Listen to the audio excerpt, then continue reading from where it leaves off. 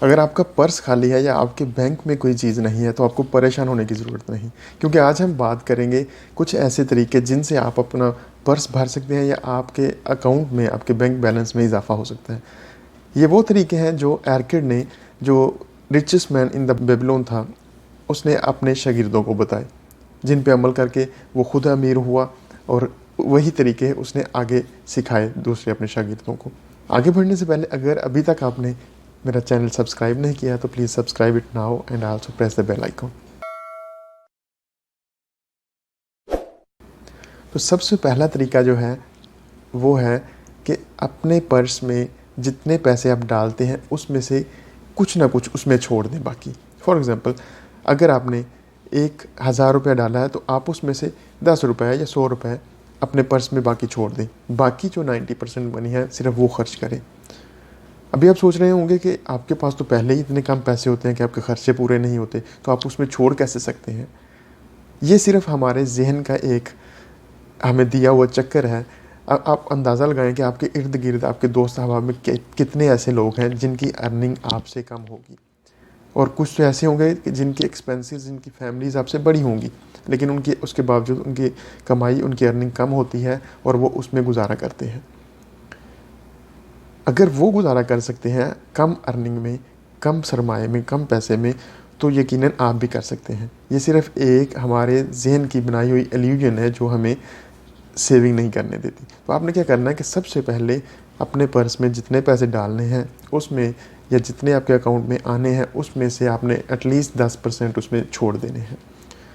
बाकी जो है उसमें आपने अपने अखराजात पूरे करने हैं। अभी अखराजात पैसे कैसे पूरे करने, उसके लिए जो दूसरी एडवाइस, जो दूसरी नसीहत जो यार करने की, वो थी कि आप बजटिंग करें, प्लानिंग करें, अपना बजट बनाएं, मंथली, वीकली या जिस तरह भी आपकी इनकम होती है। अपने ख़र्चों को लिखें और उसमें से सबसे ज़रूरी चीज़ें सबसे पहले लिखें। ऐसी चीज़ें जो जैसे आपकी खुराक हो गई, मेडिसिन हो गया और इवन गारमेंट्स हो गए। तो बाकी जो चीज़ें इसके बाद आती हैं वो अगर आप मैनेज कर सकते हैं अपने 90% इनकम में तो ठीक है, अदरवाइज़ उनको आप स्किप कर दें। तमाम गैर ज़रूरी चीज़ें उनको आप स्किप कर दें। जब आप बजट बनाएंगे, अपने ख़र्चों को लिखेंगे और सिर्फ ज़रूरी चीज़ों को लिखेंगे तो आपको समझ आ जाएगी कि कौन सी ऐसी चीज़ें हैं जिनके बगैर गुजारा हो सकता है। तो आपने उनको मैनेज करना है, अपने 90% इनकम में अपने तमाम ख़र्चों को मैनेज करना है। इसके बाद तीसरा काम आपने जो करना है वो ये है कि आपके पास जो सेविंग हो जाए, 1 माह, 2 बाद, 3 बाद, 4-5 आप हिसाब लगा लें, जब थोड़ी सी सेविंग हो जाए उसको आपने किसी काम पे लगाना है, उस पैसे को काम करने पे लगाना है। पहले आप काम करते हैं पैसे के लिए, लेकिन आपने अभी क्या करना है कि उस पैसे को काम करने लगाना है आपके लिए।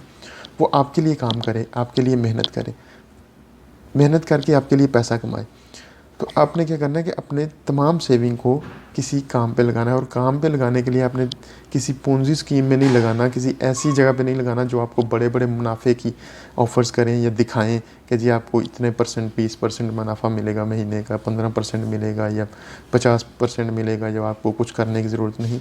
ऐसी स्कीम्स ज़्यादातर फ्रॉड होती हैं। ऐसे कोई काम नहीं जितने इतने इतने बड़े मुनाफे जिसमें मिलते हों।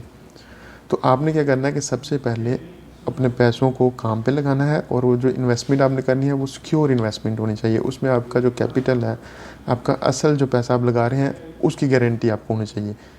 उसको प्रोटेक्ट करना है आपने कि वो ना ज़ाया हो जाए। चाहे मुनाफा आपको थोड़ा मिले, प्रॉफिट बिल्कुल छोटा हो, तो आपने उसकी फ़िक्र नहीं करनी, क्योंकि थोड़ा थोड़ा भी जमा होता रहता है। तो क्या करना है, आपने पहले इन्वेस्टमेंट करनी है, और इन्वेस्टमेंट करने के लिए उसको प्रोटेक्ट करना है, अच्छी जगह करनी है, सोच समझ के करनी है, किसी के लालच में नहीं आ जाए। तो ये क्या होगा कि आपने जो छोटी सी इन्वेस्टमेंट की होगी वो आपको थोड़ा थोड़ा प्रॉफिट देगी, और जब आपको प्रॉफिट मिलेगा तो आपने उसको खाना नहीं है, वो प्रॉफिट भी आपने री इन्वेस्ट करना है। जब थोड़ा पैसा जमा हो जाए तो उसको आपने फिर से इन्वेस्ट कर देना। तो इस तरह आपने इन्वेस्टमेंट करनी है, अपने पैसे को काम पे लगाना है, सिक्योर रखना है उसको, और री इन्वेस्टमेंट करनी है उसकी अर्निंग की। इसके साथ एक काम जो और आपने करना है वो है कि आपने अपनी अर्निंग एबिलिटी को इंक्रीज़ करना है, आपने अपनी स्किल्स को इम्प्रूव करना है। अगर आप मज़दूर हैं तो आपने अगला स्टेप है जो आपके जो सीनियर है, जो आपका के साथ जिसके साथ आप काम करते हैं, एक्सपर्ट है, कारीगर है, मैकेनिक है, तो आपने उसका काम सीखना है। अगर आप हेल्पर हैं तो आपने अपने सीनियर का काम सीखने की कोशिश करनी है।